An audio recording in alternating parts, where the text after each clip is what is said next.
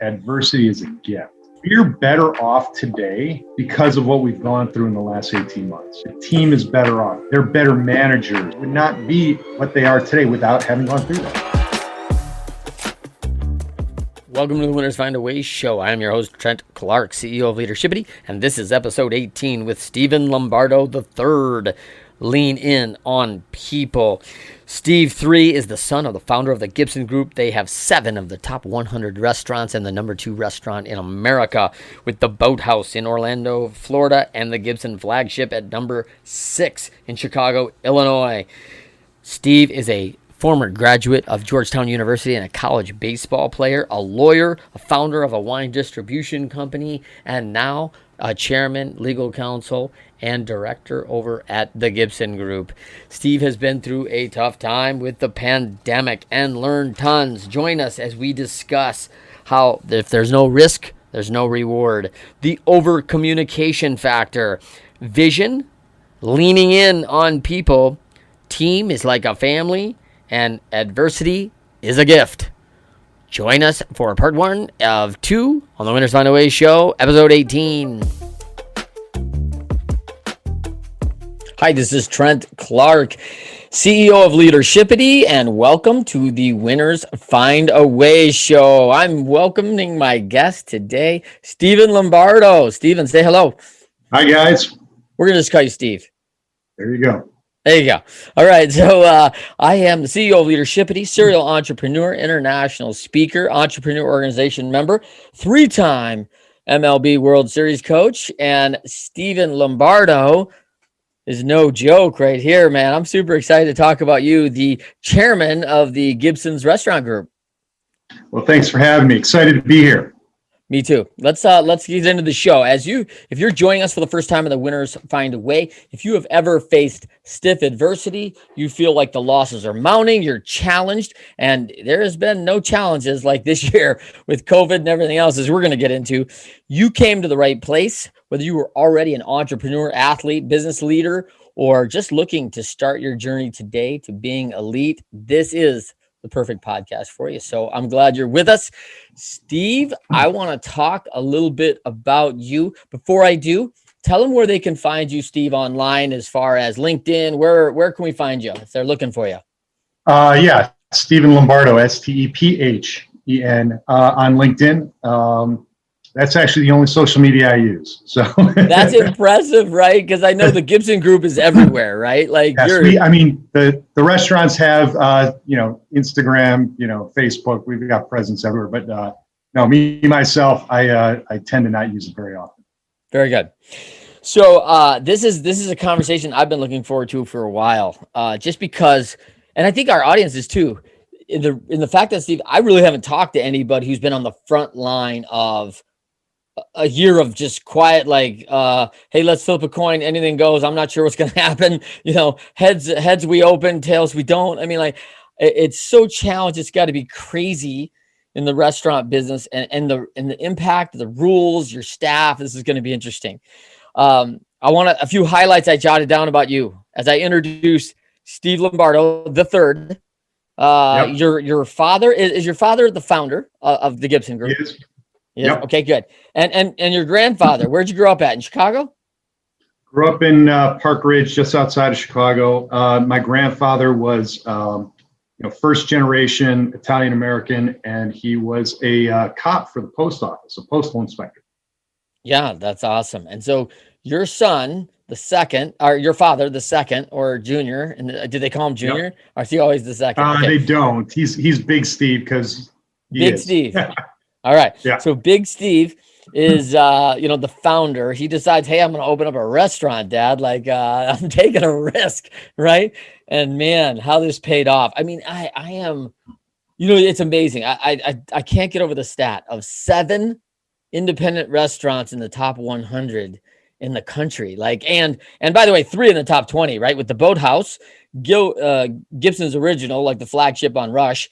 And then one of your newer brands, Italia, like catapults right into this heavy hitter claim. I mean, it's pretty awesome.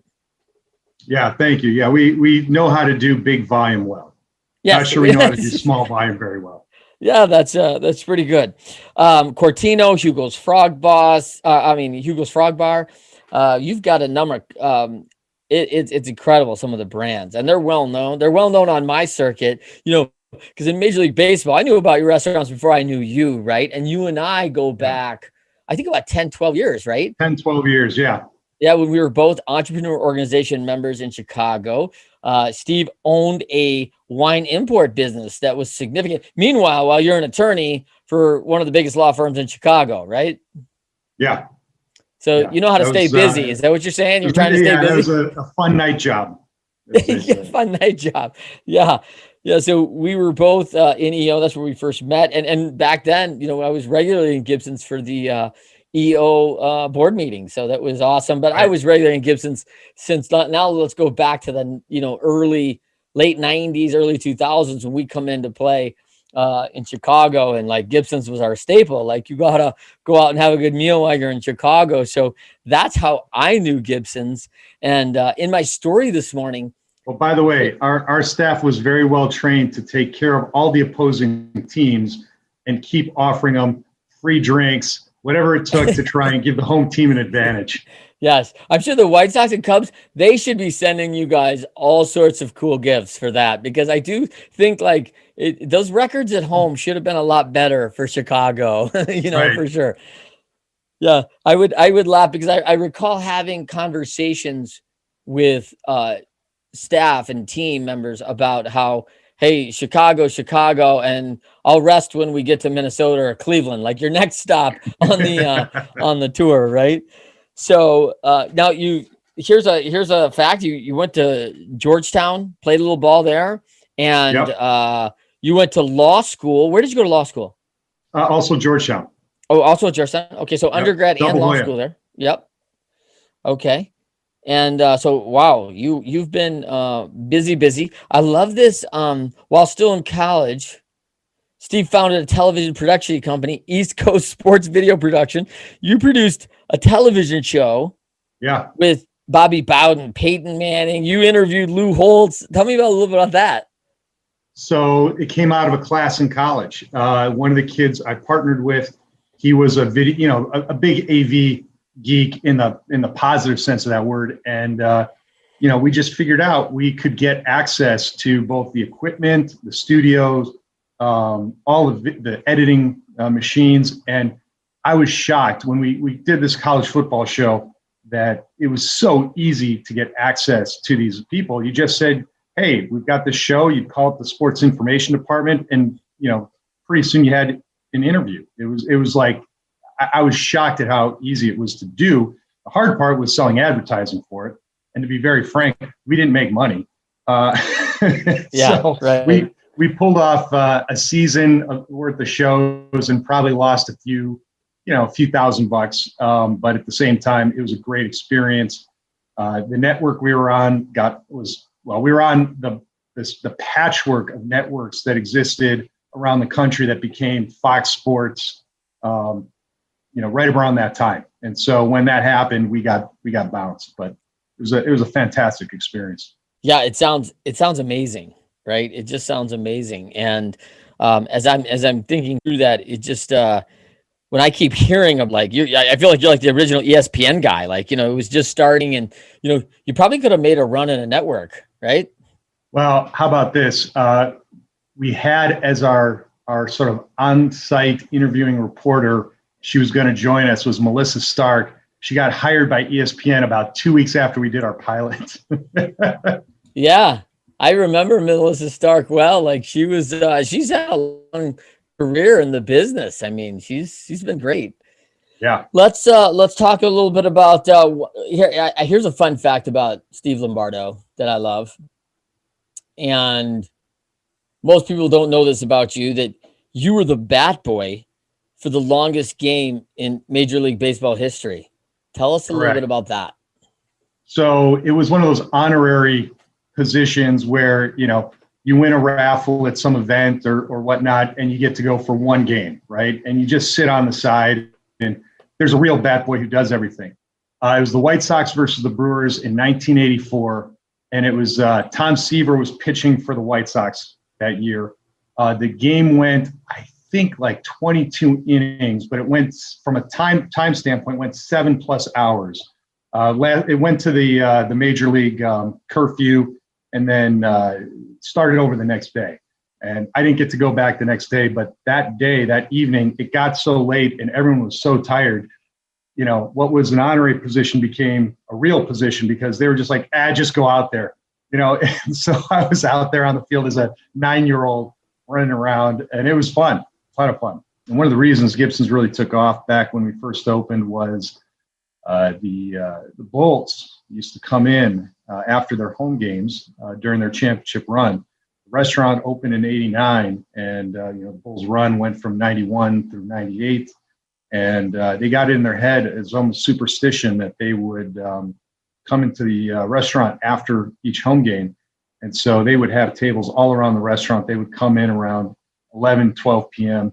Rodman always had the back giant table with a lot of celebrities. You'd have RuPaul and Eddie Vedder and Billy Corgan at a table. Michael Jordan had the front corner table that was right on the street that was visible from the corner windows. Everyone could see him, but nobody could touch him. And Scottie Pippen would have a table, and Ron Harper would have a table. It was great. The players and the fans would just come after the game. We'd end up having the restaurant open till 2 a.m. because they would come after the game, so they wouldn't even start till 11 o'clock. All good stuff. One of the reasons why Gibson's really became well known as a place to go. I like to think that the service that we provided, the food that we provided was part of it, but getting that notoriety from Phil Jackson and the rest of the players really helped. Trent and I go back. He was a ball player. I was a baseball player, so we connected almost immediately. I probably wasn't as good as he was, though I did play on a Division I team. I rarely, if ever, saw the field. It was still a great experience. The discipline of being a baseball player at the collegiate level, learning how to manage your time, spend hours on and off the field with the team while you're still balancing a pretty hefty scholastic load. Was a great experience. But Trent and I, when we first met each other, we found out we were both baseball guys. We connected right off the bat. Yeah, to get into a little bit about what we did this last year in terms of adversity, this was probably the single most difficult year that's our company has ever faced. I came into the business about 6 years ago. The brand had been established. My father and his partner, who's now since retired, Hugo, and the team that they built had created a great brand, and I came in to help take it on to the next level, to grow it, and then we got this we got hit with a ton of bricks. Wow. Yep, you were telling the story about this last year and how the adversity of this last year, just leading up to it, was the single most difficult year we've ever faced. I think this is just getting right into the meat of the podcast, right? So, yes. March 12th or March 11th is when the NBA shut down. March 13th is a Friday the 13th. Yep. And I spent the day going around to our different restaurants and probably spoke to 3 or 4 of them. We have pre-shift. Pre-shift is the meeting with all the staff before, the dinner service or the lunch service. And usually it's to just kind of refresh on a few key, leadership points or service points. And then, it's a rah-rah, go out and kick some ass and, show the customer what we're about. I go to a bunch of them and I tell them, I said, listen, we're in a good position. We're a financially strong company. Don't worry. We're going to be okay. We haven't been shut down yet, by the way. At this point, right. I don't even think that's a possibility. It doesn't even cross my mind to talk about a failure of imagination. I did not. This is 3 days before it happened. Yeah. I didn't think shutting us down was even legal to do. Okay. Yep. And so, I'm reassuring them that we're going to be open. Maybe we'll be able to reduce capacity, maybe this or that, maybe demand's going to be down. Customers won't be coming in, but we'll be okay. Fast forward to Sunday, I'm with a group of, there's a Chicago or in Illinois, the Illinois Restaurant Association is a lobbying group, an industry group association. And, I'm part of the executive committee there. And there's, maybe 4 or 5 of us who are giving an audience with a telephone, conference call with the governor on that Sunday. And we're making the case on why we're a critical industry, why it's, there's people who can't feed themselves. They have to use restaurants. We need to stay open, yada, yada, yada. And we get on the phone and we don't get even a chance to speak. I'm shutting you guys down. I'm giving you till Tuesday, which is St. Patrick's Day. I'm giving you till Tuesday, and that's to deplete your inventory and whatnot, and then you can carry out only. And Illinois was the first state to shut down. So, the first thing I did was call my wife. I told my wife, I said, you might want to go to the grocery store. He's announcing this in an hour. Yeah, right. There's going to be a run on groceries, right? Yeah, right. And probably toilet paper too.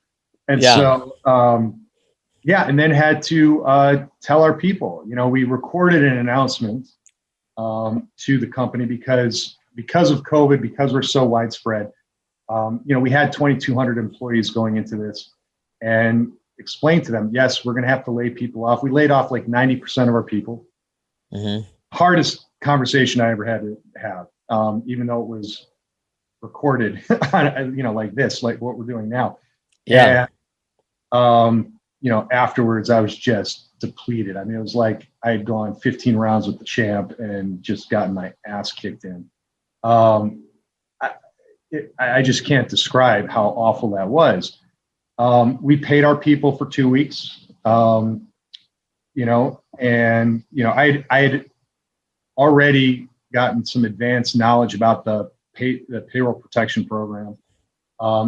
Being a lawyer, I grabbed the draft legislation. I was reviewing it, reading it, see what applied to us, how much we could get.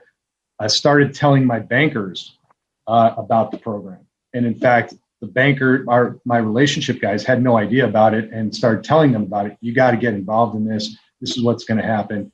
So Wintrust was our primary banker, Wintrust and Fifth Third, but Wintrust ended up creating a whole committee of people and delved into it. And they became one of the largest PPP lenders in the country because of that.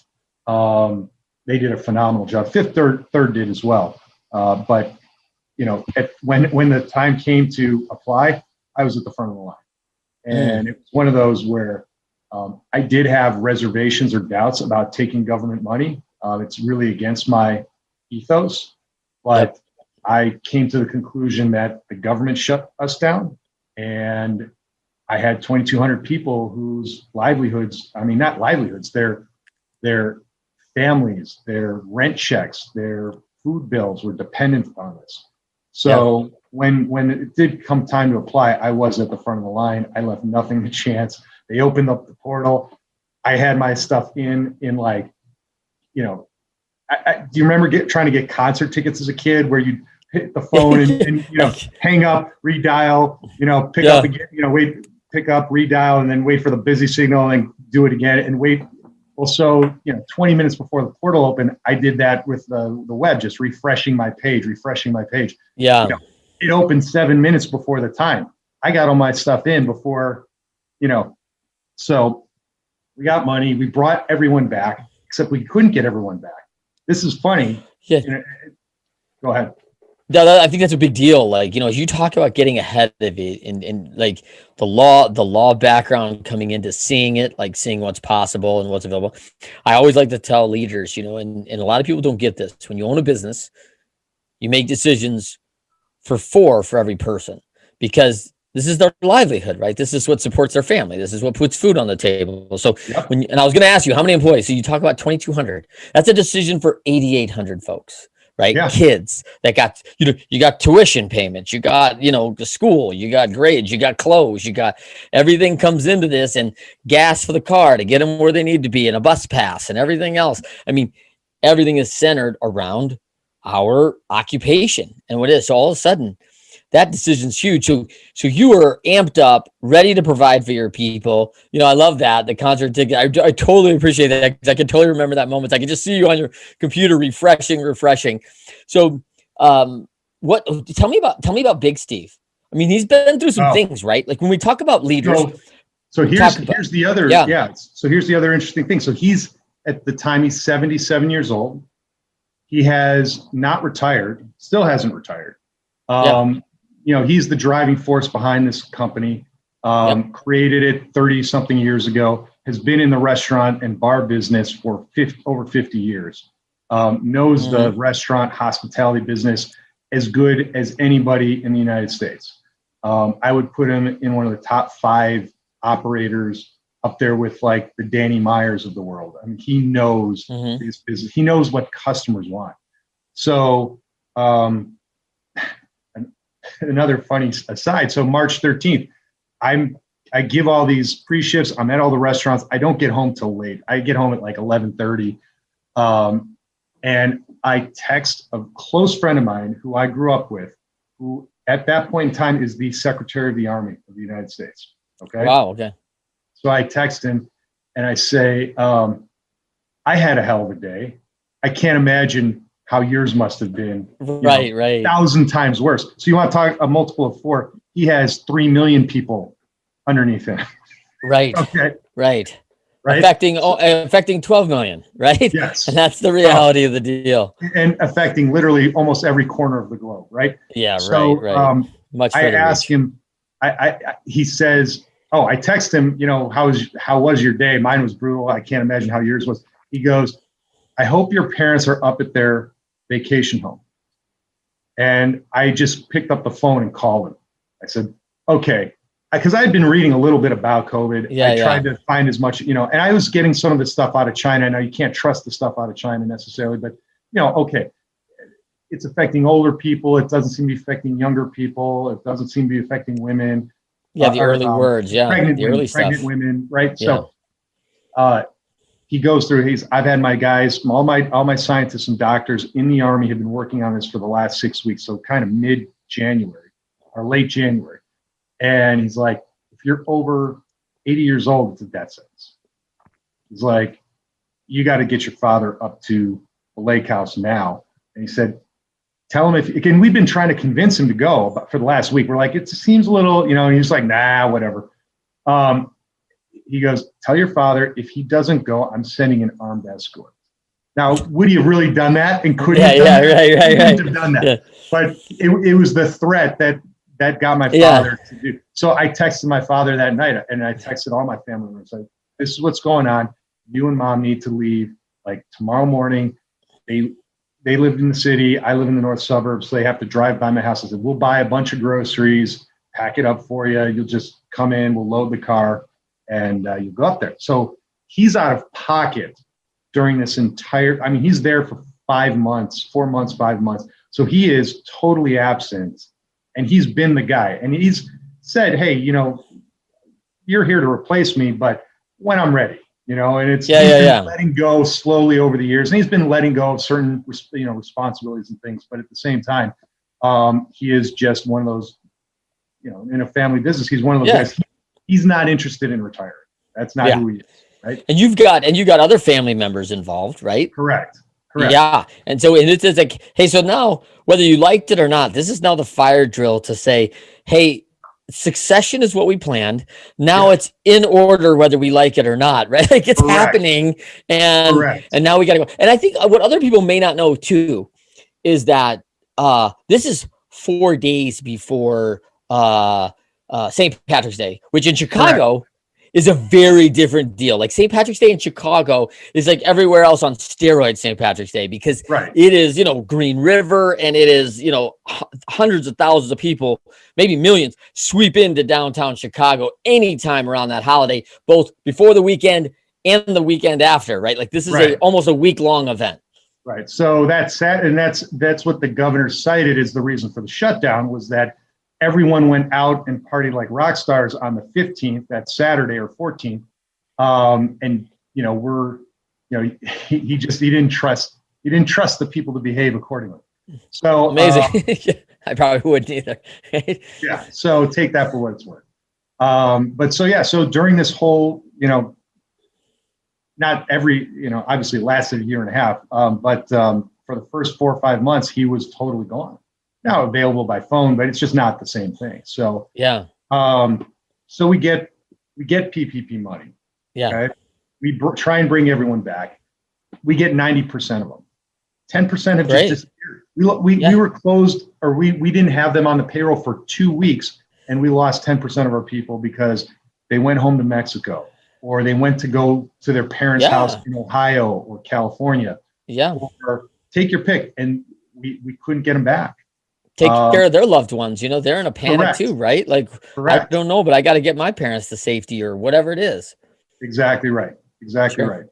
So, we also told the people in our organization who are, of a certain age or older, just told them, don't come in. Yeah.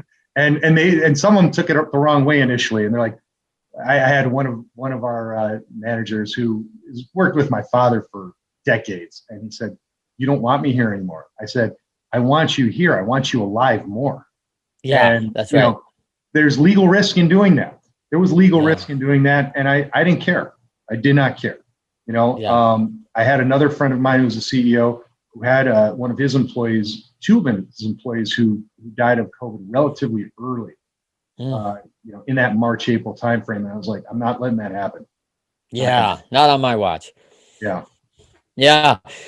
Well, I think that's another thing with Steve's network, right? The Young Presidents Organization is a deep one and long one, and and that's a beautiful thing. Tell me about, as you're going through this fire drill, right? Yeah. Of facing this. So how does the team react without Big Steve, and how does Big Steve react, being like, as a man who's always on the go and do it, like he's a get stuff done guy, right? Like, he's got his doctorate in GSD, right? And all of a sudden he's at the cabin. Like, I know he could do 3 days at the cabin, but like 4 months. I mean, yeah. Oh, how's he doing? He was going insane. Right. Okay. I mean, obviously we're on the phone quite a bit during the period, but he's not a technology guy, so he can't participate in Zooms. I mean, so during this period we are able to do carry out. So we've got people in the restaurants. Yeah. We're not allowing customers in the restaurants other than just to pick up food. We're paying people even though they're not working. So we did a vocational survey and found out what skills people had. And if they had something that was at all useful, we tried to figure out, can you paint? Can you fix furniture? Can you do, like, the restaurants are closed. There's all sorts of stuff you want to do that you never have time to do. And we tried to do a lot of those things. I think we did a decent job of it. I feel like from an administrative standpoint, it took us a little longer to get going than I would have liked, but we still got a lot of things done, and, prettied up the restaurant some, fixed some things, did some projects that had, needed to be doing from a technology side or learning side. He's going crazy, and he just needs updates. I mean, that's all he can do is I'm telling him what's going on. Yeah. So I'm walking around, I'm making a point, I was on I think I told you this the other day, I was on a panel with about 5 other CEOs, and they were talking about when to bring people back to work. And I said, guys, after they had 10 minutes of hemming and hawing, and maybe July 4th, maybe Labor Day, I just said, guys, enough. And there was a manufacturing CEO there too. And I said, we've been back since the very beginning. I said, my people have been in front of customers since the very beginning, 1,000 people a day. So, enough, like, stop. I got tired. You can do it. Like, you can do it, and you can do it with safety, and you can do it right. There's a right way to do it. And you've kind of got the formula and proved it could work. Yeah. So I did a few days working from home early on, and my wife got real sick of me real fast. and I love her. And but no, I made it a point. That's just a joke. The reality is if my people are going to be in the restaurant, I better be there. Yeah, so I that's made right. sure I was going around to every place and Yeah. helping out a little bit here and there, but I can't do what these guys do. So I mean, I can help a little bit, but the reality is it's more for morale, right? So let's talk about this real quick. Couple of the lessons coming out of this. I mean, you're down, Yeah. but upskill immediately. Like, hey, you know, we've always talked about doing stuff on a rainy day. I guess it's raining, and when do we ever have this chance where we don't have anyone in this main part of the restaurant where we would have to shut down for 2 weeks to do this and lose all that revenue? Now's our chance. So boom, we jump on that, and we jump on, hey, how do I put my skills and my assets to work? Because I've got a bunch of people who are great in the restaurant business, but they're great at other stuff too. And they can help, and they're willing, because you've built that culture of team from the word go with the Gibson Group, and they know, like, they're a part of the Gibson family, and they know, like, hey, how do you keep the family moving, right? Yep. Some of them needed to work, right? I mean, Yes. certain people just needed to be out there and being productive and feel like they were doing something, right? That's right. Sitting at home, I mean, you know, we all know about the mental health issues that this whole situation's created. So Yes. there was some of that. And there were people who didn't want to work, right? There's people who wanted to stay at home. Fear, scared. Yeah, I'm worried about it. Yeah. For 100 reasons. The kids were home, right? The kids were not in school. So there was a lot of that. But so, you know, wanted to make sure that, you know, we were able to, the PPP though was only for another 8 weeks at that point in time. Yes. So we used it for what it was supposed to be used for, and then it ran out, and then we had to lay everybody off again. Mm-hmm. By that time, it was some sort of possible reopening. So, you know, we didn't have to let go everybody like we did before, but it was, you know, it was rough. We made sure that we paid people's, you know, even if they were laid off and we weren't paying the salary, we were paying for their health care, right? And you're doing creative outdoor dining, right? Right. Well, we're not there yet. We're not even there yet. Oh, sorry, we're not even there yet. We're not even there yet. So Chicago's still closed. And so, you know, we're just trying to make sure we're taking care of our people. Then we finally get open and we get to do outdoor dining. And outdoor dining is, you know, they have all these rules that they've changed multiple times over the course of the last 12 months. You can be outside. Okay, that's great. We annexed some space on Rush Street. We were able to get the street closed. We were able to, in one of our locations in the suburbs, we got a bunch of space out in a lot that was next to the building. And we created some stuff where there were no seats before, right? And then they had these rules where if you were inside but within 8 feet of an open window, that counted as outside. Or you're on a roof deck, an enclosed roof deck with the roof open, that counted as outside. So we got to be able to do some stuff. And Chicago, I mean, talk about better being lucky than good. We had probably 3 things going into this that we got, well, 2 things going in and one just happenstance that we got lucky. We had set up our third-party delivery, DoorDash, you know, in November, December before COVID hit. So that infrastructure was there, thank God. Yes. And we had worked out most of the kinks by that point. The second thing is we have, and this is intentional, but we have very little debt. We have pretty strong cash reserves. You know, my father's always wanted to save cash for that 100-year storm. The 100-year storm hit, right? Yeah, right. And then where we were also very fortunate is last summer, for whatever reason, happens to be the best summer for outside dining in the history of, you know, probably my father being in the business. Every day is beautiful. There's no rain. It's terrible for the plants, but it's great for outdoor dining. And it stays, it not only lasts, it lasts till like the first week of November. That's unheard of in Chicago. So we got 5 months of solid, or 4.5, 5 months of solid weather. And we actually made money at some of the restaurants during that time, even though we weren't we lost money at some of the restaurants, and we lost our shirts the 3 months, you know, of March, April, May. But that was great. And then November came, and just coinciding with the weather, the city shut us down again because they had expanded some indoor access. They shut us down again. So November, December, January, we hemorrhaged money, and we had to let people go again. And it was just, it was a yo-yo. It was tough. The sad thing is by the fourth round of layoffs, it's not as tough, and that's a sad thing, right? Because it's no different. You're still dealing with people's lives, but you've done it 4 or 5 times in a 12-month period, and it just becomes just another day, unfortunately.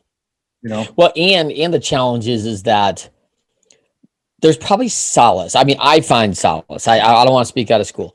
There's some solace in the fact I'm not even making this decision for you, right? Like someone else is making this decision, because if I had my druthers, there's no way I'm letting you go and shutting you down. But now, under no control of my own, they're shutting us down, and I have no options. I am out of options. That's exactly right. It was, and the uncertainty of it, right? Yeah. At the end of the day, we wouldn't have survived without the PPP.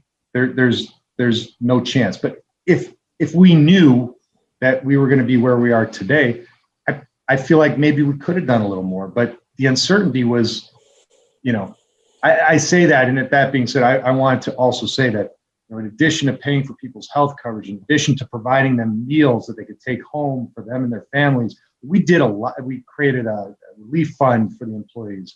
We did all sorts of stuff to help take care of them.